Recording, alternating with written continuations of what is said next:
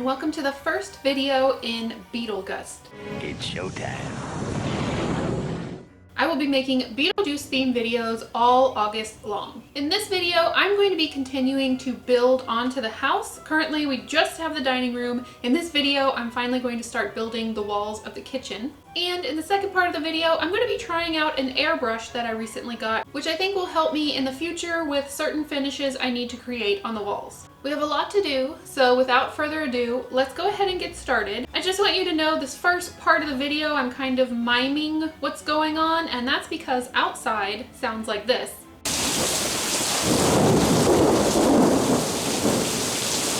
And I just really didn't feel like having a shouting match with Mother Nature. So here we go.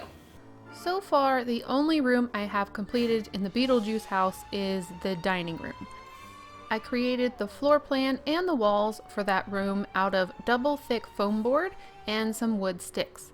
I'm going to be referencing back to my original model that I created, and this time I'm going to be working on the kitchen area, which is in the opposite corner of the dining room. I started working on the back rooms first because it wasn't as intimidating as the front rooms, which will create the facade of the house, which is the most iconic part of the house. The back isn't seen as much, and so I'm not as intimidated by it, I guess. If you want to see how I create the walls and the process of attaching the square dowels onto the walls, I will put my original video down in the description box below. It will also go into more depth on the magnet walls, which I'm using the exact same process for the magnet wall in the kitchen that I used in the dining room. Here I'm attaching my first wall, and I'm showing you that I put a pencil mark that's going vertically up the wall. Because it's not going directly against a corner, this pencil mark is going to help me make sure that I'm getting it as close to a 90-degree angle as possible. I did want to show you this center area, which is going to be the next wall I put up. Before working on the walls though, I need to cut out a hole here. This is going to be the main way that my wiring for the lights is going to go from the base or underneath the base of this project up through the walls and be able to reach the second and third floor. This is going to be key because I really don't want to use battery lights in this project. I really want to basically just have a switch where I can turn the lights on and off. Once the hole was cut, I could continue constructing my walls using the same wood dowel and double thick foam board wall construction. I will have to put a doorway in this wall that I'm making right now, but before I can do that, I needed to pull out a set of stairs so I could measure where the doorway needed to go. These were sent in by Stephanie, specifically to be used for this project. Speaking of items sent in for the Beetlejuice project, I want to talk to you at the end of the video about an idea I had where you could participate in the project along with me. So stay tuned for that. I laid the stairs down in place so I had a pretty good idea of their width, and then I could start laying out where I wanted the door. I decided to make this an arched doorway, and then I just used a pencil to trace it out and make sure it seemed to fit within my plan. And then I also made sure I had room for trim on either side, so when I decided to finish the wall, I didn't run out of room. After cutting the door, I made sure to put it back in place and double check that everything looked right. This wall is going to go around that hole I previously cut in the floor. It's an L shape, and I ended up moving the wood dowel not to the corner, but just a little bit inside because it would have made a very awkward thin piece of foam board. Doesn't really matter where the dowel is as long as it's helping hold up the upper floor. I pre-constructed this piece so I could make sure that it dried completely and it was easy to install once it was dry. I made sure to line it up with the facade of the dining room, and this will continue. This is where that bar is that Otho is standing at in one of the scenes. Here you can see that the hole goes through the bottom of the base and all the way up through the top of the wall. And because this is basically a quadruple thick wall, this process is going to continue to strengthen this house, and that's really important because I'm making it out of foam board and I want to make sure it will last. Next, I want to continue the exterior walls of the kitchen. These are just going to be going around the border of the base. This is going to be the door that the Maitlands come out of at the very beginning of the movie, and so I had to make sure and put that door in there. This piece that I'm putting in now has the magnets included in it and is the other side of the magnet wall. I created this magnet wall that is just like the one in the dining room. It has 4 magnets, one on each corner, that coincide with pin nails that are already inserted in the attached walls.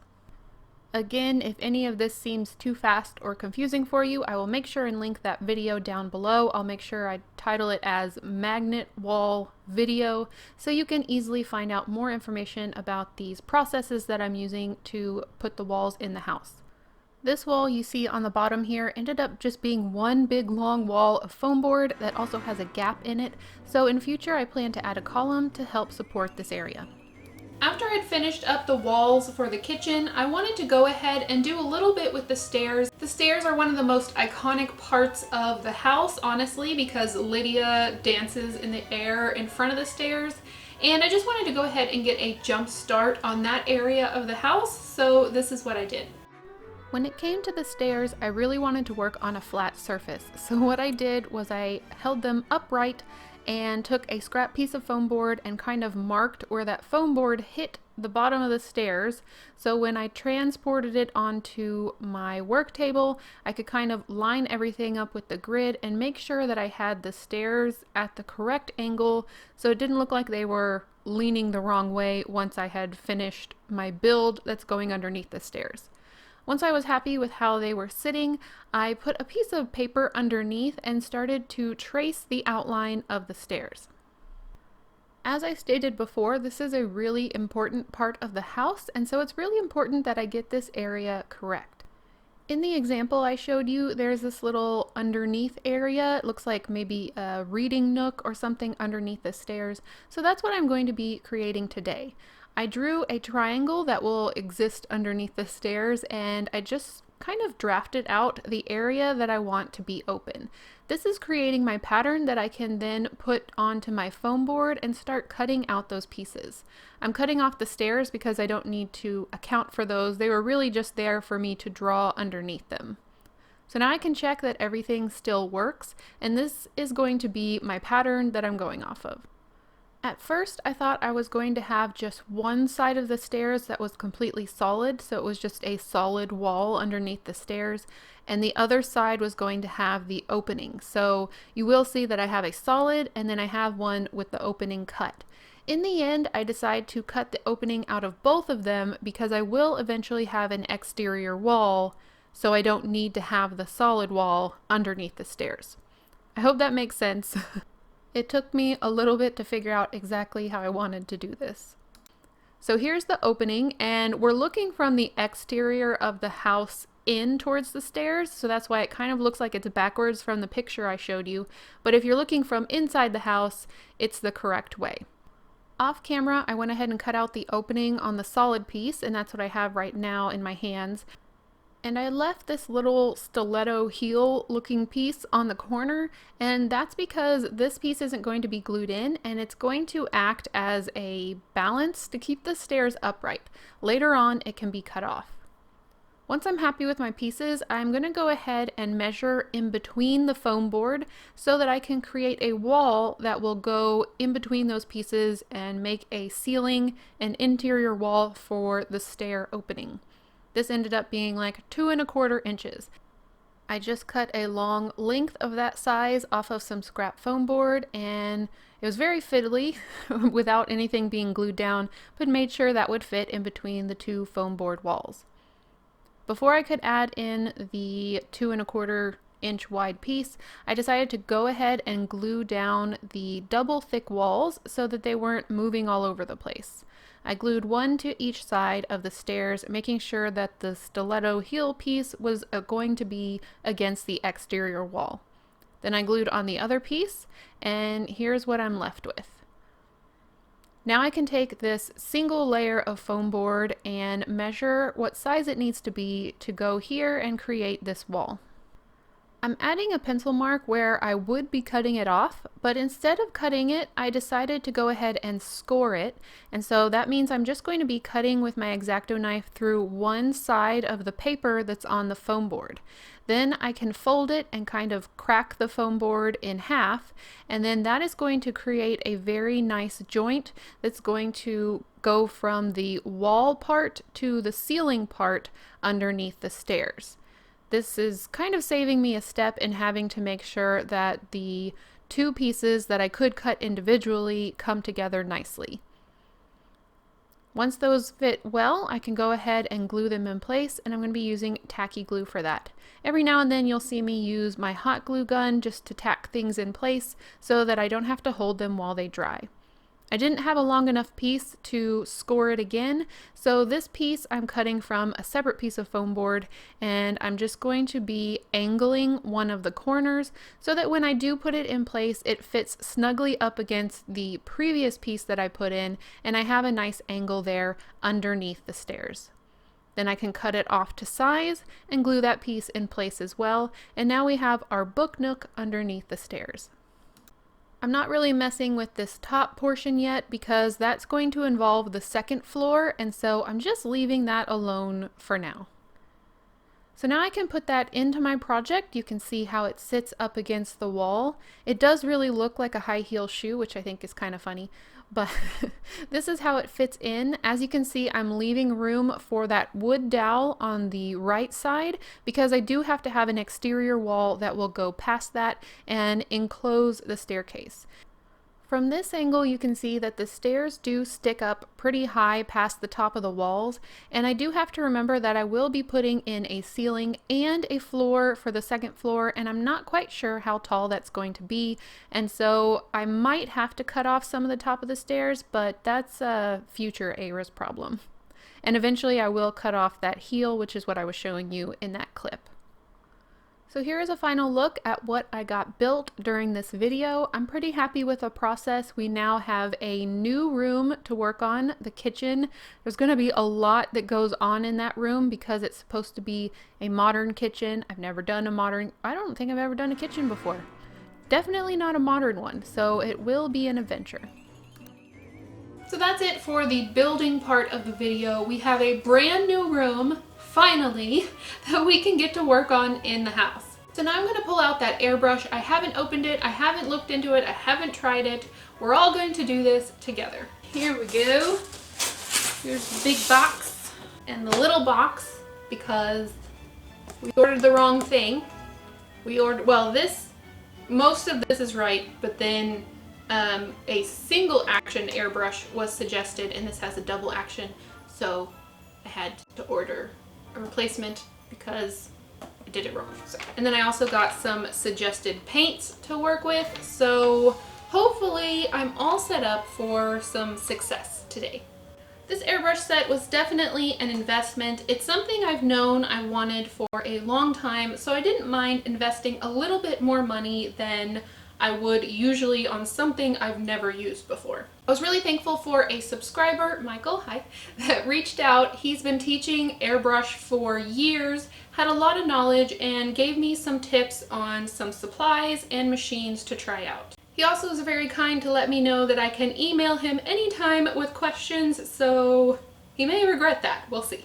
I'm not going to try and do anything like finished or on the house itself. I'm just going to be testing it out, trying to get the machine to work, giving you my thoughts, and hopefully making something that kind of looks like a cool thing. Okay, so I'm gonna stop talking and just open the box, and we're gonna see what we got. Warning! If you are a professional that works with airbrushes or air compressors, the following footage may be frustrating to watch. However, if you enjoy watching someone make mistakes and call things by the wrong name while slowly learning a new skill, you may enjoy the rest of the video. So this is the single action airbrush set from Paasche, or Paasche, I'm not quite sure how to say it, and I have no idea how to put it together. We're gonna learn. Here's a close-up of the paints that I picked out. I went with the Basic Colors by Vallejo, and there's kind of the primaries and then a bunch of neutrals, like neutral greens, and just kind of, yeah, lots of browns. So I was kind of attracted to that set.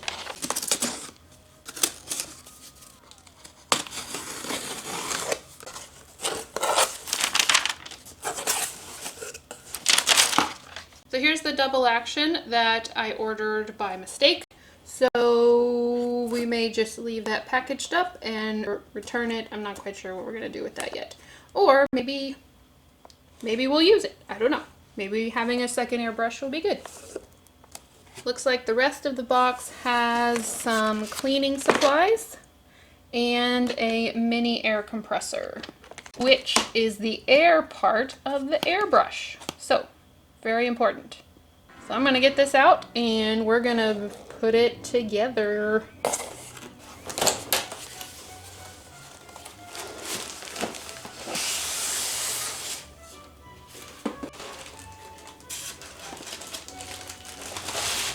Kind of looks like a puppy. Look, the little suction cup feet. Oh, guess we're gonna plug in your tail. Very tempted to turn the power button on, but I won't until I read some instructions. It's very tempting. Connect air hose to male compressor fitting. Plug it in is step 3, so I'm going to unplug it. Hold on. Follow the safety instructions always. Use plumber's tape on threads to seal any air leaks. Okay, but what does this do?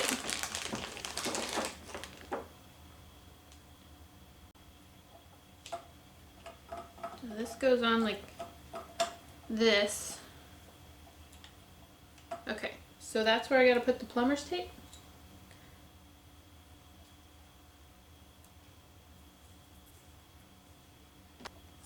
I'm just following the pictures. Now I can plug the compressor into a grounded outlet. Are you grounded? Plugged in. Step 4, turn on compressor.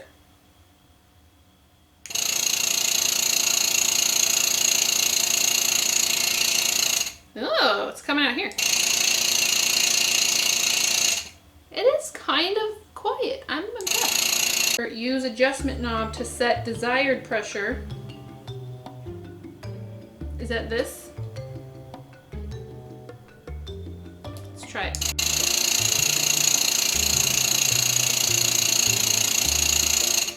It's not really doing anything because I think maybe there's not something plugged in here. Turns out it's not doing anything because it's the handle. Ensure the working area is well ventilated, so I'm going to turn on my filter.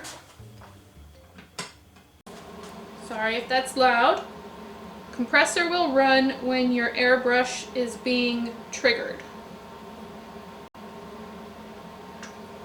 Airbrush is triggered. Okay. Next, we shall tackle the airbrush itself. Attach hose to air supply and allow air to blow a few seconds. Shut off before attaching airbrush. This procedure will remove dirt from the airline and hose. Can do.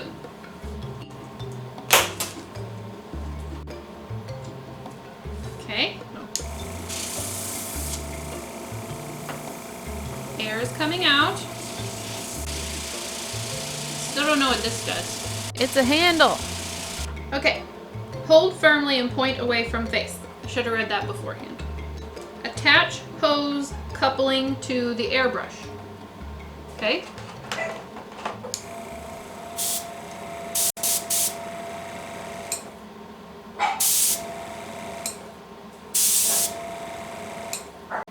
Okay, attach color cup or a bottle or needle by exerting a firm twisting motion to fit tapered tube securely into tapered needle outlet. What?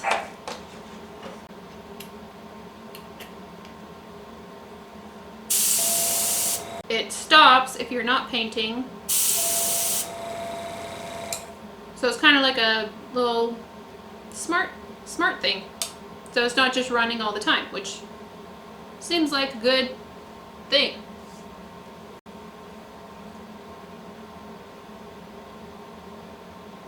So what I'm going to do is I'm going to kind of switch my setup so I can clean off my table. I'm going to grab the box that this all came in to kind of make a secluded area to paint in, because this paint is literally flying through the air. So I want to make sure that I'm containing it and it's not going all over the Addams Family project or the captain's quarters. We want it contained. And then I will show you my first attempt trying out the paintbrush, actually trying to get paint to come out. So I'll see you then. Got everything set up. Sorry again if you can hear my filter running in the background, but that was in the instructions to have well ventilated area, so we're making sure to follow the safety instructions. These are all the colors out of the box. I am going to try and use them undiluted at first. When I was talking to Michael, it really seemed like it was maybe according to the needle that was being used on if they needed to be diluted. So I'm really just kind of jumping in. I might try and do a finish that Delia might like on my little Brave piece down there. First, I am just going to kind of paint into the box and use the box as a practice piece, and then I will try and see how it will work on these pieces. I did pre-sand these and remove any of the sanding dust from the sides. Also, this is a little bit of a weird angle, but I wanted you to be here with me for this first step, so here we are. I'm also, oh, I forgot that turns on automatically. Okay. I'm also using my other hand. So let's see. Let's just go with blue, because we've done blue all over the house already. And I remember something about not shaking the paint. So I'm just gonna roll the paint, which was suggested to me. Kind of helps keep air bubbles out, I believe. And then I'm going to drop this straight into the paint cup here.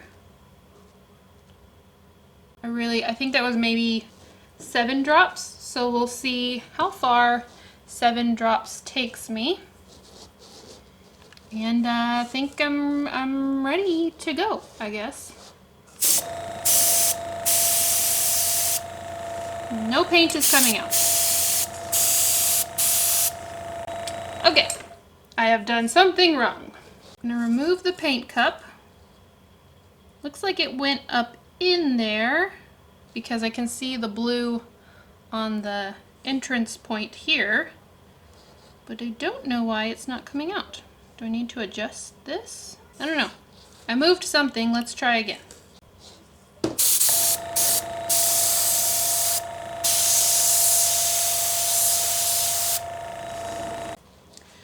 Maybe I need more paint? I don't know, just nothing's coming out.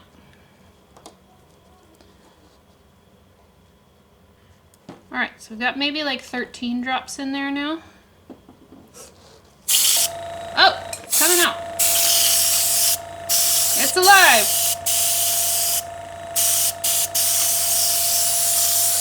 Alrighty, well, we've got blue paint coming out. I don't know if I'm doing it very well, but we've got some blue paint. I think maybe I just didn't have it filled up enough. So it doesn't seem like making this thing move back and forth really does all that much, except turn it on and turn it off. Or make it come out and not come out. Wow, so it gets pretty dark blue. Alright, so I think I'm going to try painting on the dollhouse furniture and just see how that goes. Let's just see. We're going to test it out. Don't worry, I won't ruin it. If for some reason, well, if I do ruin it, I can just sand it down and repaint it later. So it's being our brave little guy right here. It's going to be our test for our painting. And if it's Delia worthy, it might go into the Beetlejuice house. So here we go.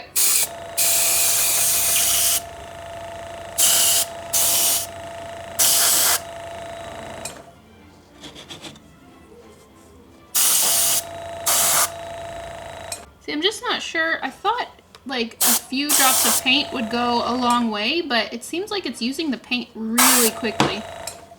And that could be user error. I may be putting on too much paint at a time. Maybe I should take the pressure down. I don't really know how to do that, honestly. Oh! The air is a little strong. Put that in the light so you can see the beauty of what we've done. I'm gonna let this dry a little bit and then maybe try better next time. Finally got it to work, mostly. The drawer kept flying around, but I used a clip to kind of give it some more weight, but now I have a blue clip, so yeah, we'll just kind of work that out. But now I want to try some other techniques on this, just to give it a little bit more of a unique look. So far, I'm really enjoying it. There is a slight smell for anyone who is smell sensitive. I'm not sure if it's the paint or if it's the airbrush or if it's the air compressor.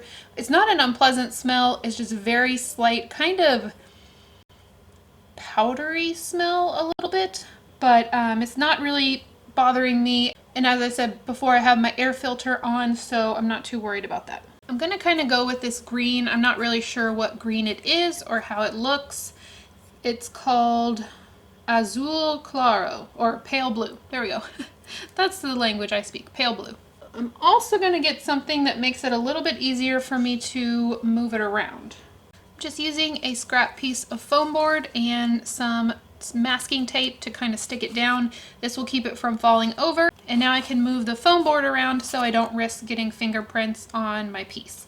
So I'm going to get set up and then we're going to try and put some details on this dark blue little piece.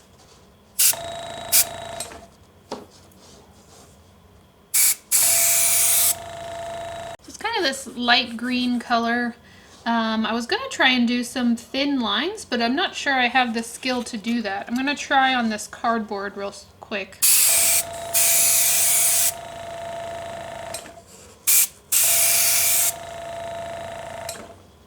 That may require changing out the needle, maybe? I don't really know. I'm not quite to the ability to know how to change this out or make straight lines, so what I'm going to do is I'm just going to try and do the ombre effect, and then I'm probably going to call it a day and do a little bit more research, probably email Michael and just say, this is what I was able to do today.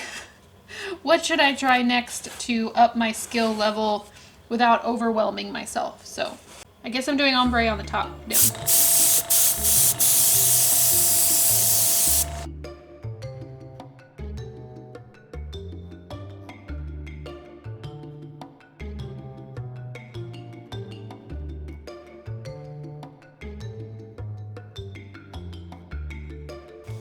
So I feel like I was able to get a decent change of color or fade from light to dark.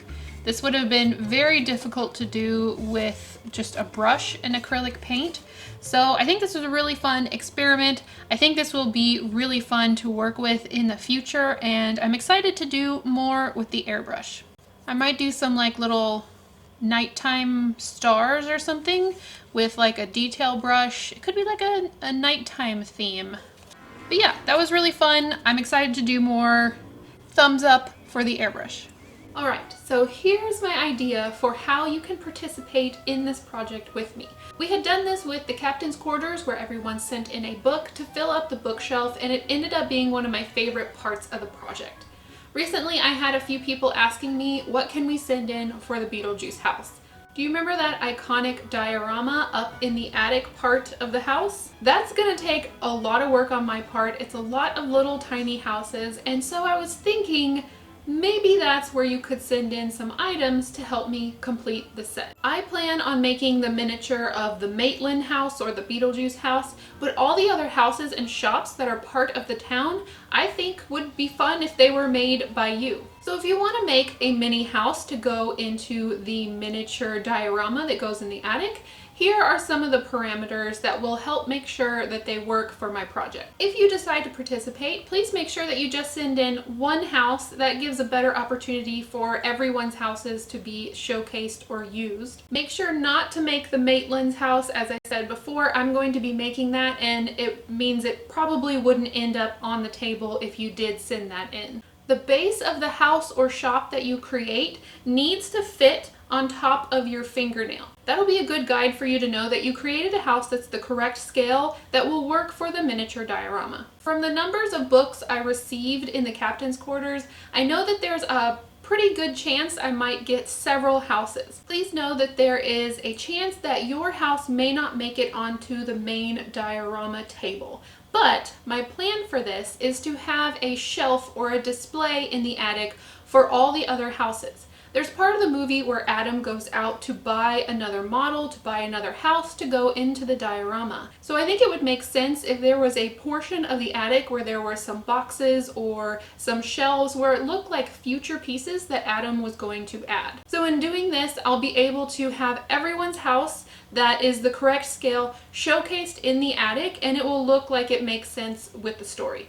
So if you do want to participate, make sure that you carefully mail your house to the P.O. box that I have listed in the description box below. Whenever the project is done or I'm not taking any more houses, I'll make sure to remove that address so you know not to send it in. I have had books go missing in the past, so you just want to make sure that you protect the house so it doesn't get crushed or lost in the mail. So that's it. I think this will be such a fun way to incorporate your miniatures into the Beetlejuice project. I may even incorporate some of the little houses in other areas of the main Beetlejuice house. I think it'll just be a really fun touch. I've already gotten a few things that I want to make sure and say thank you for. Stephanie, who I mentioned previously that sent in the stairs, also sent in this really amazing Beetlejuice dining room set. Unfortunately, the scale isn't going to quite work for my project, so I'm going to save it for something else.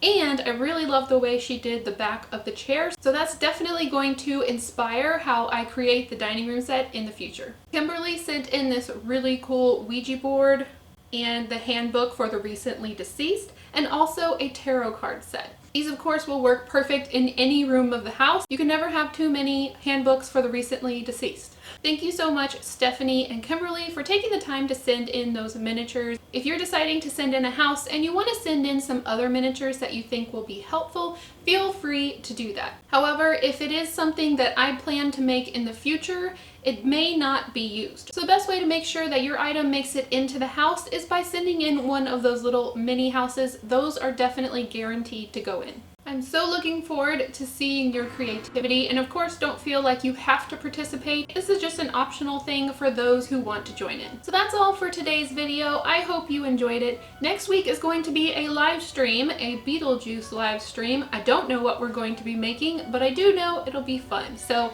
I hope you will join me there. I hope you all have a great week, a happy Beetlegust, and I will see you in the next one. Bye. Come with me, tripod. Let's go around the table. Don't fall. Welcome to a review, which includes the messy side of the room.